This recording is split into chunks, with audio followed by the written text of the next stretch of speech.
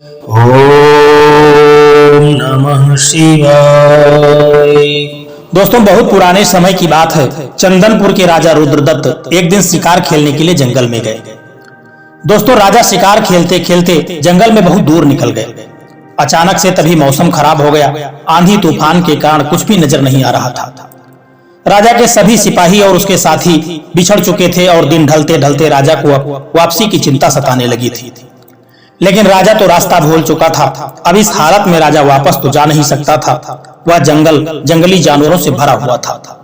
अब मजबूरी में राजा को जंगल में ही किसी तरह से रात बितानी थी। इसीलिए वह किसी सुरक्षित स्थान की खोज करने लगा। चलते चलते उसे एक जगह पर धुआं उठता दिखाई दिया। आगे जाकर के जब राजा ने देखा तो वहां पर एक झोपड़ी थी और उस राजा ने जब उस झोपड़ी का दरवाजा खटखटाया और आवाज लगाई और बताया कि मैं एक मुसाफिर हूँ, बाहर मौसम खराब हो चुका है, मुझे सब छुपाने के लिए आसरा चाहिए रात्रि भर के लिए। उस झोपड़ी का दरवाजा खुला और एक बूढ़ा आदमी बाहर आया। वह बड़े ही सम्मान के साथ राजा को अंदर लेकर के गया। उस बूढ़े आदमी की एक जवान और सुंदर बेटी भी थी। वह दोनों बाप बेटी इस जंगल में रहते थे और वह आदमी जंगल से लकड़ियां काट करके शहर में जाकर के बेचता था। इसी तरह से उन दोनों का गुजारा चलता था। उसकी बेटी ने राजा के लिए बहुत ही अच्छा खाना तैयार किया। खाना बड़ा साधारण था लेकिन स्वाद में बड़ा ही अच्छा था। इसके बाद राजा के लिए एक आरामदायक बिस्तर लगाया गया। बूढ़े आदमी और उसकी बेटी ने राजा की बड़ी ही अच्छे से देखभाल की। उस झोपड़ी में रात गुजारने के बाद सुबह उसका धन्यवाद करके राजा अपने महल में लौट आया। राजा अपने महल में तो वापस आ चुका था लेकिन उसे उस बूढ़े लकड़हारे की खूबसूरत बेटी की बहुत याद आ रही थी, जिसने उसे एक परदेसी मुसाफिर समझ करके इतना ख्याल रखा था। राजा की शादी एक मंत्री की बेटी से होने वाली थी। मंत्री की बेटी बड़ी ही घमंडी और चालाक थी। राजा ने मंत्री की बेटी से शादी करने से साफ मना कर दिया और यह फैसला किया कि वह जंगल में रहने वाले उस लकड़हारे की बेटी से शादी करेगा। इसी तरह से राजा और उस लकड़हारे की बेटी की शादी हो गई। राजा के मंत्री को इस बात का बड़ा दुख हो रहा था। अब वह मौके की तलाश में रहने लगा। राजा अपनी रानी के साथ बड़े अच्छे से दिन गुजार रहा था। एक साल व्यतीत हो जाने पर राजा के यहाँ पर एक लड़की का जन्म हुआ और दूसरे साल भी एक लड़की ने फिर जन्म लिया। राजा की अब दो बेटियां हो चुकी थी। एक दिन मौका देख करके राजा के मंत्री ने राजा से कहा कि महाराज, राज्य का राजपाट चलाने के लिए एक बेटा जरूर होना चाहिए। इसीलिए मेरा सुझाव है कि आप दूसरी शादी कर लीजिए ताकि आपको पुत्र की प्राप्ति हो सके और वह सुचारू रूप से आपके राज्य का संचालन कर सके। लेकिन राजा ने इस बात से इनकार कर दिया। जब मंत्री ने यह देखा कि उसकी बेटी की शादी राजा से होने के सारे रास्ते बंद हो चुके हैं तो उसने धीरे धीरे सेनापति और बाकी मंत्रियों को अपने जाल में शामिल कर लिया। फिर एक दिन धोखे से रानी के कमरे में सांप छोड़ दिया गया और सांप के डसने के कारण रानी की मृत्यु हो गई। दोनों राजकुमारियां अब बहुत छोटी थीं, लेकिन राजा ने फिर भी दूसरी शादी नहीं की।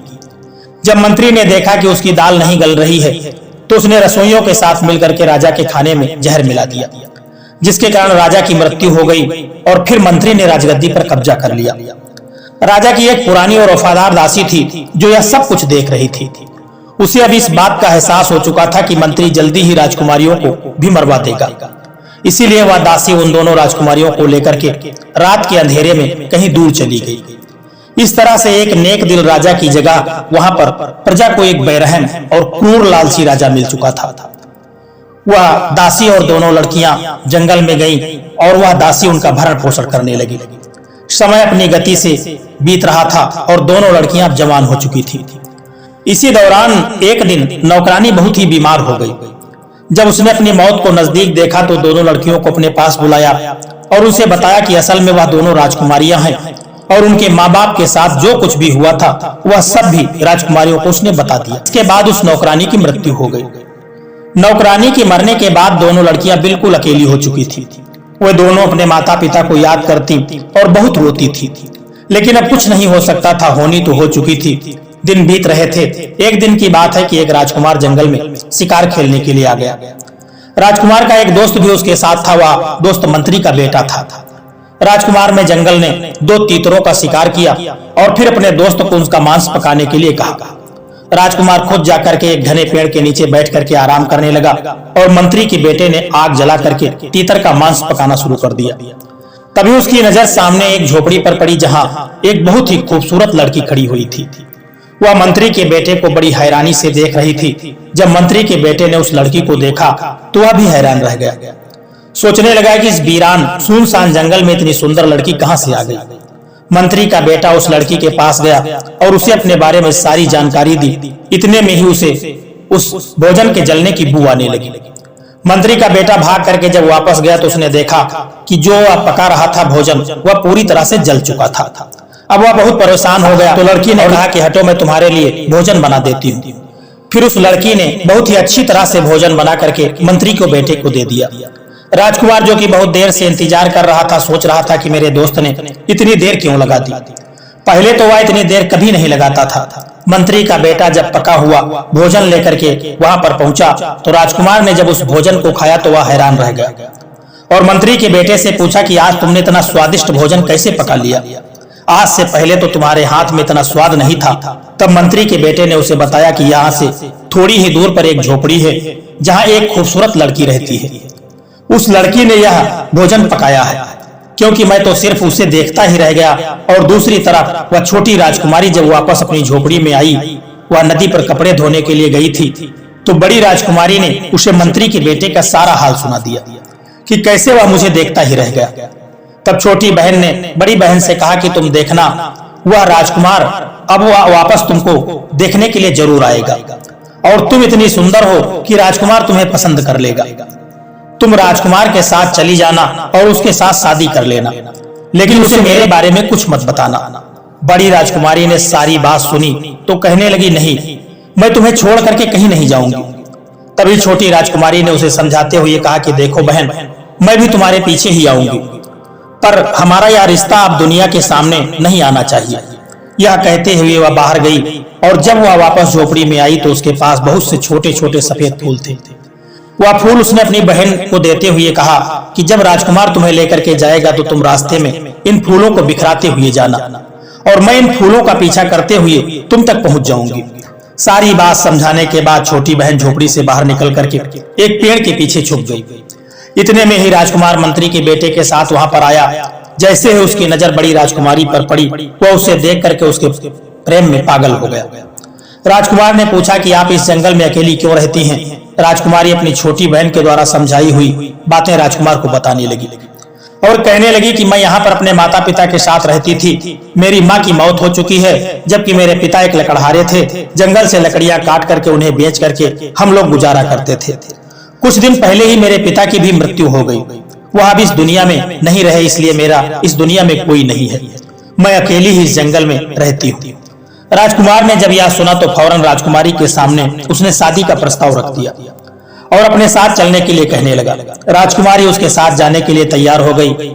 चलते समय राजकुमारी ने एक गठरी उठा ली जिसमें सफेद फूल थे। राजकुमार ने उसे अपने साथ घोड़े पर बिठाया और लोग चलने लगे।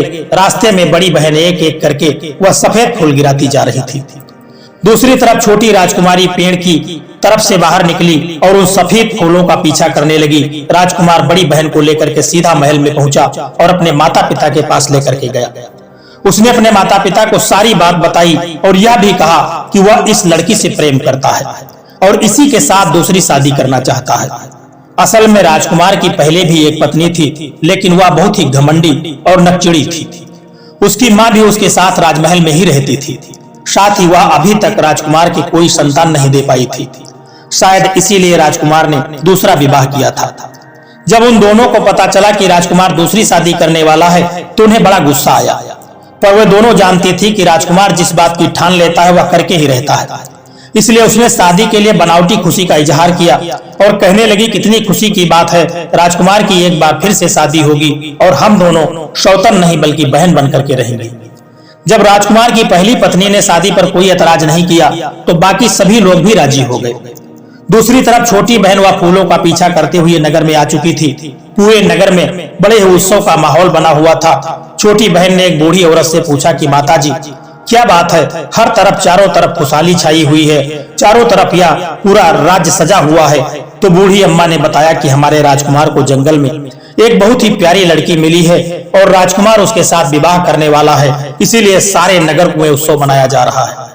फिर छोटी बहन ने उस बुढ़िया से कहा कि अम्मा, क्या मुझे यहाँ पर कोई काम मिल सकता है? मैं गांव से आई हूँ और मेरे माँ बाप नहीं हैं, रहने के लिए कोई आसरा नहीं है।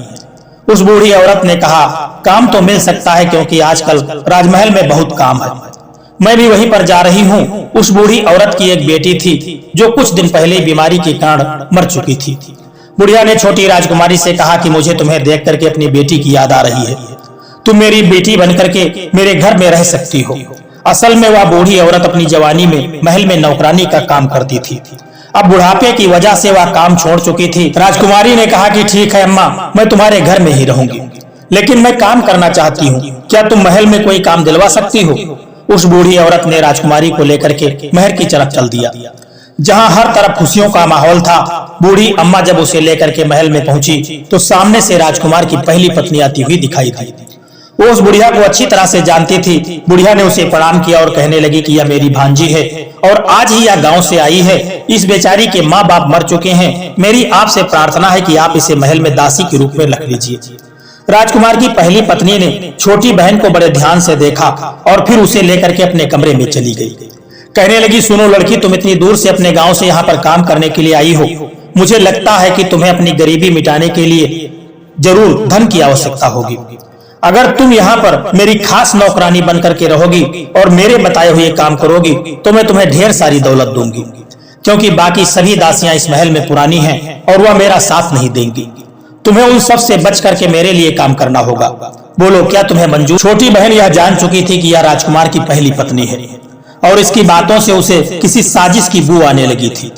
बात को समझते हुए उसे देर नहीं लगी और वह जल्दी से कहने लगी, रानी जी, मैं आपकी हर बात मानूंगी। उसकी बात सुनकर के वह मुस्कुराती हुई कहने लगी, अभी तो मैं रानी नहीं बनी हूँ, जब राजकुमार राजा बन जाएगा तब मैं रानी बनूंगी। छोटी बहन ने कहा कि आप चिंता न करें, भगवान ने चाहा तो आप जल्दी ही रानी बन जाएंगे। यह सुनकर के राजकुमारी की पहली पत्नी कहने लगी, तुम तो बहुत ही काम की चीज हो। बस तुम आज से ही महल में मेरे लिए काम करने लगो और मेरे कहने के मुताबिक चलना। छोटी बहन ने कहा कि आप बिल्कुल चिंता मत करिए, आप बिल्कुल बेफिक्र रहिए, मैं अपना हर काम पूरी मुस्तैदी के साथ करूंगी। इसके बाद वह दोनों बड़ी राजकुमारी यानी बड़ी बहन के कमरे में गई। पहली पत्नी कहने लगी, यह लड़की आज से आपकी दासी है, तुम्हें जो भी काम करवाना हो इससे करवा लेना। अब बड़ी बहन ने जब अपनी छोटी बहन को देखा तो बहुत खुश हुई और कहने लगी कि आप कितनी अच्छी हैं। राजकुमार की पहली पत्नी कहने लगी, महल में मुझे बहुत सारे काम हैं, मैं जरा वह देखने जा रही हूँ। उसके जाते ही दोनों बहनें एक दूसरे के गले लग गई। छोटी बहन ने बड़ी बहन को यह सच्चाई नहीं बताई कि यहाँ महल में आकर के उसे क्या काम करना है। 2 दिन के बाद राजकुमार की शादी बड़ी बहन के साथ हो गई। सभी लोग बहुत खुश थे सिवाय राजकुमार की पहली पत्नी के। छोटी बहन हमेशा सारा दिन उसके साथ रहती और सोचती रहती कि दूसरी पत्नी से कैसे छुटकारा पाया जाए। कुछ दिनों के बाद बड़ी बहन गर्भवती हो गई। यह खबर राजकुमार की पहली पत्नी के लिए बहुत बुरी थी, क्योंकि अब तक वह राजकुमार को संतान न दे सकी थी। दूसरी तरफ राजा रानी और राजकुमार बहुत खुश थे। अब तो बड़ी बहन का और भी ज्यादा ख्याल रखा जाने लगा। इधर छोटी बहन राजकुमार की पहली पत्नी के साथ मिलकर के यह सोचने लगी कि क्या किया जाए। अब छोटी बहन भी बहुत परेशान रहने लगी। एक दिन मौका देख करके उसने बड़ी बहन से कहा कि हमें महल छोड़ करके कहीं दूर जाना चाहिए। अब छोटी बहन यह भी नहीं बता सकती थी कि राजकुमार की पहली पत्नी उससे कितना जलती है। वह अगर यह बात बता भी देती तो उसकी बात पर कोई विश्वास न करता, क्योंकि राजकुमार की पहली पत्नी सबके सामने छोटी बहन का बहुत ही ख्याल रखती थी। बड़ी बहन यह बात सुन करके कहने लगी, बहन, मुझे यहाँ पर सभी लोग बहुत ही प्यार करते हैं। मैं तो तुम्हें उसी समय कह रही थी कि तुम भी मेरे साथ महल में चलो, लेकिन तुम नहीं मानी और तुमने ही कहा था कि अपना और मेरा रिश्ता सबसे छुपा करके रखना। तुम अगर कहो तो मैं अभी भी राजकुमार को सारी बात बता देती हूँ कि तुम मेरी छोटी बहन हो। पर अकलमंद छोटी राजकुमारी जानती थी कि इस सच्चाई को बताने से सभी लोग उसे झूठा ही समझेंगे, सोचेंगे कि हमने मजबूर समझ करके जानबूझ करके अपना यह रिश्ता छुपाया और यह भी हो सकता है कि वह हम लोग दोनों बहनों को षड्यंत्रकारी या जासूस समझे। यही विचार करके छोटी बहन ने बड़ी बहन से कहा कि नहीं, तुम अभी किसी को मत बताना।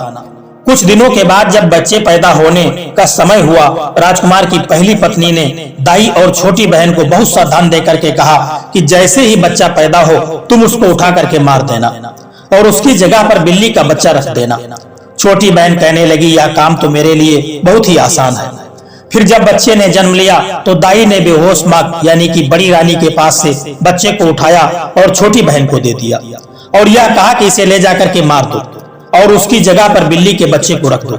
छोटी बहन ने जल्दी से बच्चे को कपड़े में लपेटा और छिपते छिपाते पिछले रास्ते से वह अपने घर पहुंच गई और उसने वह बच्चा बूढ़ी अम्मा को देते हुए कहा कि अम्मा, यह बच्चा मेरी बड़ी बहन का है, यह बात तुम किसी से मत बताना। इसे बकरी का दूध पिला करके पालो, मैं शाम तक इसको आकर के संभालती हूँ। बूढ़ी अम्मा ने उससे कोई सवाल नहीं किया क्योंकि वह बहुत ही जल्दी में थी। छोटी बहन जब महल में वापस आई तो देखा महल में कोहराम मचा हुआ था। दाई ने सबको बताया कि राजकुमार की दूसरी पत्नी ने इंसान की जगह बिल्ली के बच्चे को जन्म दिया है। यह खबर सुनकर के सब लोग हैरान थे और दुखी भी थे। बड़ी बहन रोती जा रही थी और कह रही थी कि यह सब झूठ है, लेकिन किसी ने उसकी बात नहीं मानी और न ही उससे कोई बात कर रहा था। छोटी बहन ने एक बार फिर से अपनी बड़ी बहन से कहा कि तुम मेरे साथ चलो, हम इस महल को छोड़ करके अपनी दुनिया बसाएंगे, पर वह नहीं मानी और कहने लगी कि वह राजकुमार से बहुत प्यार करती है, इसीलिए वह राजकुमार को छोड़ करके कहीं नहीं जाएगी। छोटी बहन रोते हुए वापस अपने घर आ गई और उसने बूढ़ी अम्मा को सारा हाल बता दिया। इस पर अम्मा ने कहा कि बेटी, अब जो होना था वह हो चुका है, हम दोनों मिल करके इस बच्चे को पालेंगे, समय आने पर ईश्वर ने चाहा तो सब कुछ ठीक हो जाएगा। दोस्तों, समय बीतता गया और इसी दौरान राजा की तबीयत खराब हुई और उसकी मौत हो गई। अब राजकुमार का राज तिलक कर दिया गया और उसे राजा बना दिया गया। अब राजपाट की सारी जिम्मेदारी राजकुमार और उसकी दोनों रानियों ने संभाल ली। एक बार फिर से बड़ी बहन गर्भवती हुई। अब की बार बड़ी रानी ने छोटी बहन को बहुत ही सा इनाम दिया और कहा कि इस बार तुम बच्चे के जन्म पर उसकी जगह कुत्ते के बच्चे को रख देना। इस पर छोटी बहन कहने लगी, इस बार ऐसा न कीजिए बड़ी रानी जी, क्योंकि आप भी कोई की संतान नहीं है, आपको भी और राजा को भी उत्तराधिकारी की जरूरत होगी। बड़ी रानी गुस्से में आकर के कहने लगी, अगर तुम्हें यह काम नहीं करना है तो मत कर, मैं यह काम किसी और से करवा लूंगी। इस पर छोटी बहन तुरंत बोली, अरे नहीं रानी जी, मैं तो सिर्फ मजाक कर रही थी। छोटी बहन एक बार फिर से अपनी बड़ी बहन को समझाने लगी कि यहाँ से चलो, पर बड़ी बहन कहने लगी, अब तो मैं रानी बन चुकी हूँ और मुझे लगता है कि तुम मुझसे जलती हो। छोटी बहन अपनी बड़ी बहन की इस बात से मन ही मन दुखी हो रही थी। बच्चे के जन्म का समय आया तो एक बार फिर से छोटी बहन ने बेहोश माँ के पास से बच्चा उठा लिया और दाई ने उसकी जगह कुत्ते के बच्चे को रख दिया। छोटी बहन पहले की ही तरह से पिछले दरवाजे से छिपा करके बच्चे को लेकर के अपने घर पहुंची और अपने बूढ़ी अम्मा को सौंप करके वह खुद उल्टे पांव राजमहल में जाकर के पहुंची। महल में आकर के उसने देखा कि एक बार फिर से सभी तरफ से कोहराम मचा हुआ था। बड़ी रानी कहने लगी, मुझे तो यह औरत लगती ही नहीं है। पहली बार इसने बिल्ली के बच्चे को जन्म दिया और दूसरी बार कुत्ते के बच्चे को। मैं तो कहती हूँ कि इसे कारागार में डाल दिया जाए, वरना अगले साल न जाने यह क्या पैदा करेगी। राजा भी अब इन सब बातों से परेशान हो चुका था। उसने अपने दोस्त को बुलाया जो कि अपने पिता की जगह मंत्री बन चुका था। उसे आदेश दिया कि छोटी रानी को तुरंत कारागार में डाल दिया जाए। मंत्री ने राजा को समझाने की बहुत कोशिश की कि न जाने मुझे क्यों लगता है कि छोटी रानी निर्दोष है, लेकिन राजा ने उसकी एक बात न सुनी। आखिरकार छोटी रानी को कारागार में डाल दिया गया। अब तो बड़ी रानी बहुत खुश थी क्योंकि सारी चीजें उसके मन के मुताबिक हो रही थी। एक दिन बीतने लगे इसी तरह से। राजा को कभी कभी अपनी छोटी रानी की याद आती थी, पर साथ ही जब उसे बिल्ली और कुत्ते के बच्चे के बारे में याद आता तो वह रानी से नफरत करने लगता। दूसरी तरफ छोटी बहन ने बड़ी रानी से कहा कि अब उसकी शादी होने वाली है, इसलिए वह महल में काम को छोड़ करके जा रही है। रानी को दासियों की कोई कमी तो थी नहीं। छोटी बहन अब बूढ़ी माँ और दोनों बच्चों को लेकर के जंगल में उसी झोपड़ी में वापस आ गई। वहां पर वे दोनों बच्चों को पालने लगे। 5 साल के बाद एक दिन राजा अपने मंत्री के साथ जंगल में शिकार खेलने के लिए आया। राजा और उसका मंत्री दोनों अपने घोड़े को नदी के किनारे पानी पिलाने के लिए गए। अभी वह पानी पी ही रहे थे कि क्या देखते हैं, वहां पर बड़े ही सुंदर 2 बच्चे आए जिनके पास लकड़ी के घोड़े थे। आते ही दोनों बच्चे अपने लकड़ी के घोड़े को पानी पिलाने लगे और साथ में एक गाना भी गा रहे थे कि काठ का घोड़ा लोहे की लगाम, चल पानी पी ले ओ मेरे गुलाम। राजा को यह देखकर बड़ी हैरानी हुई और वह उनके पास गया और उनसे पूछने लगा कि प्यारे बच्चों, क्या लकड़ी के घोड़े कभी पानी पीते हैं और क्या लोहे के भी कभी लगाम होती है? इस पर बच्चे कहने लगे, अगर एक औरत कुत्ते के बच्चे और बिल्ली के बच्चे को जन्म दे सकती है तो एक न एक दिन यह लकड़ी के घोड़े भी पानी पिएंगे। इतना सुन करके राजा और मंत्री दोनों हैरान रह गए।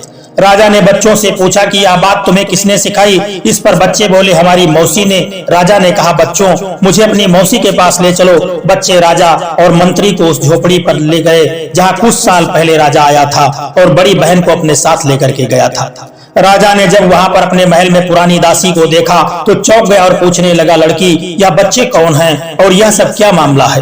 छोटी बहन ने राजा से कहा, आप कुछ साल पहले यहाँ से जिस लड़की को लेकर के गए थे मैं उसकी बहन हूँ। मुझे इस बात का अंदेशा था कि राजमहलों में अक्सर साजिशें की जाती हैं, षड्यंत्र रचे जाते हैं। राजा ने पूछा, तुम्हें पहले से यह अंदेशा क्यों था। वह कहने लगी, हम भी कोई साधारण लोग नहीं हैं, बल्कि हम दोनों बहनें राजकुमारियां हैं। हमारे पिता भी आपकी ही तरह थे, राजा थे। वह एक बार जंगल में शिकार खेलने आए थे और रास्ता भूल करके मेरे नाना के घर, जो कि एक लकड़हारे थे, उनके पास आसरा ढूंढते ढूंढते ही आए और वहीं पर उनसे मुलाकात हमारी माँ से हो गई। वे दोनों एक दूसरे को पसंद करने लगे और फिर दोनों ने शादी कर ली। लेकिन महल में न सिर्फ हमारी माँ के खिलाफ षड्यंत्र रचा गया, बल्कि हमारे पिता को भी उसका शिकार होना पड़ा और इसी तरह से षड्यंत्रकारियों ने हमारे माता पिता को भी मार डाला।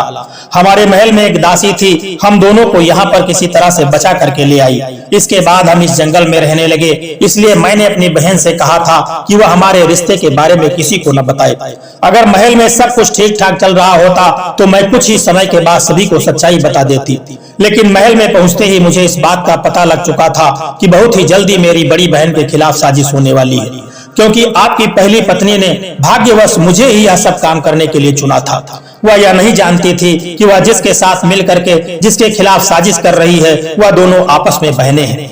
इसके बाद छोटी बहन ने शुरू से लेकर के आखिरी तक सारी बात राजा को बता दी कि किस तरह से बड़ी बहन के बच्चों को कुत्ते और बिल्ली के बच्चों से बदला गया, और यह भी बताया गया कि यह दोनों बच्चे कोई और नहीं बल्कि आपके ही बेटे हैं। राजा ने दोनों बेटों को अपने गले से लगा लिया और सभी की आंखों में आंसू बहने लगे। सारी सच्चाई जानने के बाद राजा को बड़ा गुस्सा आया और वह कहने लगा कि अब बड़ी रानी को वह नहीं छोड़ेगा। लेकिन छोटी बहन ने उसे रोक लिया और कहा कि वह छोटी रानी की अपराधी है। पहले तो आप छोटी रानी को कारागार से निकालिए, इसके बाद छोटी रानी को यह अधिकार दीजिए कि वह बड़ी रानी के लिए सजा निश्चित करे। राजा को उसकी यह सलाह बड़ी पसंद आई और छोटी बहन यह अच्छी तरह से जानती थी कि उसकी बड़ी बहन बहुत नेक दिल और दयालु है और वह राजा की पहली पत्नी को माफ कर देगी, क्योंकि सजा देने से वह समय वापस नहीं आ सकता जो छोटी रानी ने कारागार में गुजारा था। राजा ने अपने दोनों बच्चों को घोड़े पर बिठाया और फिर राजा ने मंत्री को आदेश दिया कि वह राजकुमारी को अपने घोड़े पर बिठा ले, क्योंकि राजा ने यह बात भांप ली थी कि मंत्री की नजरों में राजकुमारी के लिए बड़ा प्यार उमड़ रहा था। इसके बाद वे सभी महल में जाकर के पहुंच गए तो राजा ने सबसे पहले बड़ी रानी की बेड़ियां जो पहनी थी वह खुद जाकर के कारागार में छोटी रानी के सामने हाथ जोड़ करके माफी मांगने लगा। कहने लगा, रानी मुझे माफ कर दो, मुझे सारी सच्चाई का पता चल चुका है और मैं तुम्हें आजाद करने के लिए यहाँ पर आया हूँ। छोटी रानी को कैद से निकाला गया, बड़ी रानी को उसके सामने पेश किया गया। मंत्री सबके सामने एक बार फिर से सारी सच्चाई बयान की। छोटी रानी को जब उसके बच्चे और छोटी बहन मिल गए तो वह उनके गले लग करके रोने लगी और फिर राजा ने कहा कि रानी, आज तुम्हें अधिकार है कि तुम बड़ी रानी को सजा दो। मगर छोटी रानी ने यह कहकर के उसे माफ कर दिया कि गुजरा हुआ समय वापस नहीं आ सकता और दूसरा यह सब मेरे भाग्य में लिखा हुआ था, इसीलिए मैं इसे कोई सजा नहीं दूंगी। जब बड़ी रानी जो कि थर थर कांप रही थी यह बात सुनी तो रोते हुए छोटी रानी के पैरों में गिर पड़ी। कहने लगी, तुमने मुझे माफ करके मुझ पर बहुत उपकार किया है। अब तो पूरे महल में उत्सव की तैयारी होने लगी। इसी मौके पर मंत्री ने राजा के सामने अपनी उसकी छोटी राजकुमारी की शादी का प्रस्ताव रखा। राजा ने मुस्कुराते हुए छोटी राजकुमारी की तरफ देखा। छोटी राजकुमारी ने शर्माते हुए अपनी नजरें झुका ली और कुछ दिनों के बाद बड़ी धूमधाम से छोटी राजकुमारी और मंत्री का विवाह हो गया। इसके बाद वह एक खुशहाल जिंदगी व्यतीत करने लगे। दोस्तों, यह कहानी आपको कैसी लगी है एक प्यारा सा कमेंट करके जरूर बताना। अगर यह वीडियो आपको पसंद आया, अच्छा लगा है तो इस वीडियो को लाइक शेयर करना और चैनल को सब्सक्राइब करने की भी कृपा कर देना। जय श्री कृष्णा, राधे राधे।